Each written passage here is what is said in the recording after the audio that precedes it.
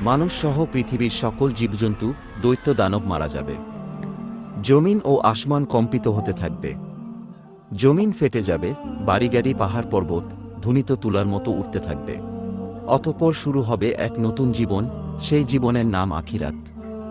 সবাইকে এই দুনিয়ার সকল কাজকর্মের হিসাব দিতে হবে। কে যাবে জান্নাতে, কে যাবে জাহান্নামে।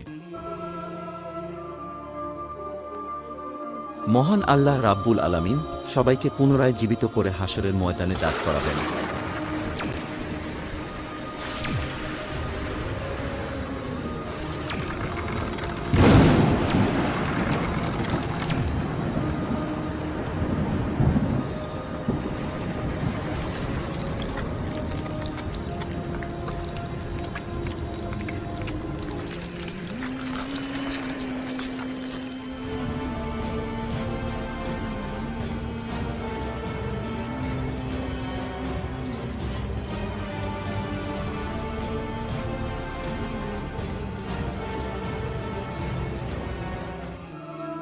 সেদিন প্রত্যেক মানুষকে 5টি প্রশ্ন করা হবে।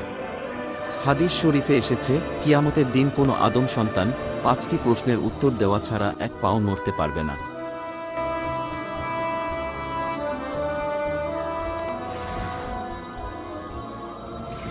সেদিন তাকে জিজ্ঞাসা করা হবে তার জীবনের লক্ষ্য ও উদ্দেশ্য কী ছিল, এবং তার যৌবনকাল কিভাবে কাটিয়েছে, কিভাবে সে উপার্জন করেছে এবং তা কিভাবে ব্যয় করেছে, তার জ্ঞান বা বিবেক অনুসারে কর্ম করেছে কিনা, আর মহান রবের ইবাদত করেছে কিনা।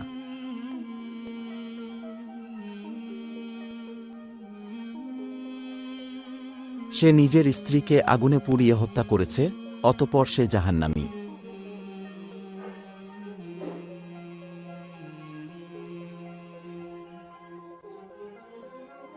অনেক টাকা পয়সা থাকা সত্ত্বেও দান খয়রাত করে নাই, অথচ সেই টাকা দিয়ে নেশা করেছে, অতঃপর সে জাহান্নামী।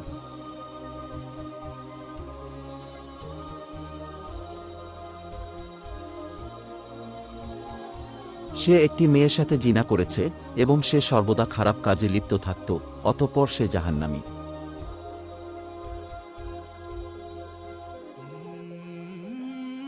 নিজের স্বামী থাকা সত্ত্বেও অন্য পুরুষের সাথে জেনায় লিপ্ত হয়েছে, অতঃপর সে জাহান্নামী। ইসলামের দৃষ্টিতে সুদ ও ঘুষ হারাম, এই হারাম কাজে লিপ্ত হওয়ায় অতঃপর সে জাহান্নামী। আল্লাহ ব্যতীত অন্যজনকে রব স্বীকার করেছে এবং মূর্তি পূজা করেছে, অতঃপর সে জাহান্নামী। যারা তাদের কৃতকর্মের কারণে জাহান্নামে যাবে, তারা অনন্তকালের জন্য জাহান্নামের কঠিন শাস্তি ভোগ করতে থাকবে।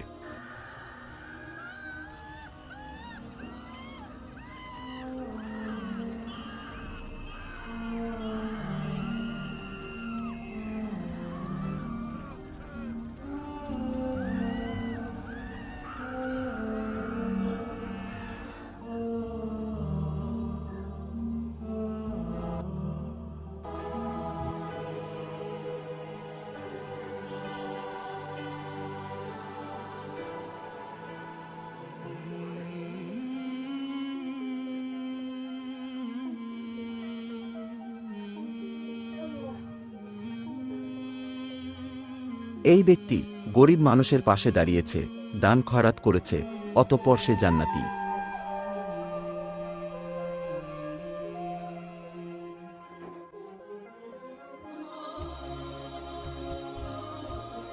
সে হালাল পথে টাকা রোজগার করেছে এবং নামাজ কালাম আদায় করেছে, অতঃপর সে জান্নাতি।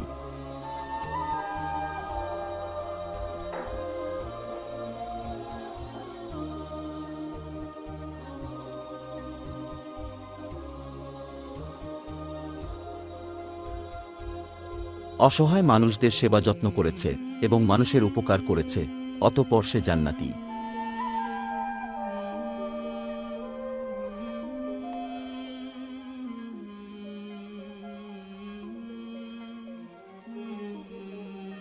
কুরআন ও হাদিসের কথা শুনে তওবা পাঠ করেছে এবং মহান রবের উপাসনা করেছে, অতঃপর সে জান্নাতি।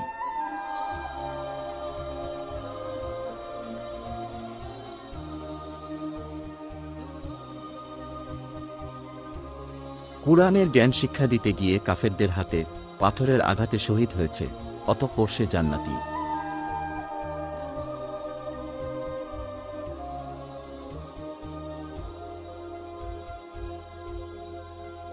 যারা তাদের ঈমান ও আমলের কারণে জান্নাতে যাবে, তারা অনন্তকালের জন্য জান্নাতের নাজ নেয়ামত উপভোগ করতে থাকবে, যা কখনো শেষ হবার নয়।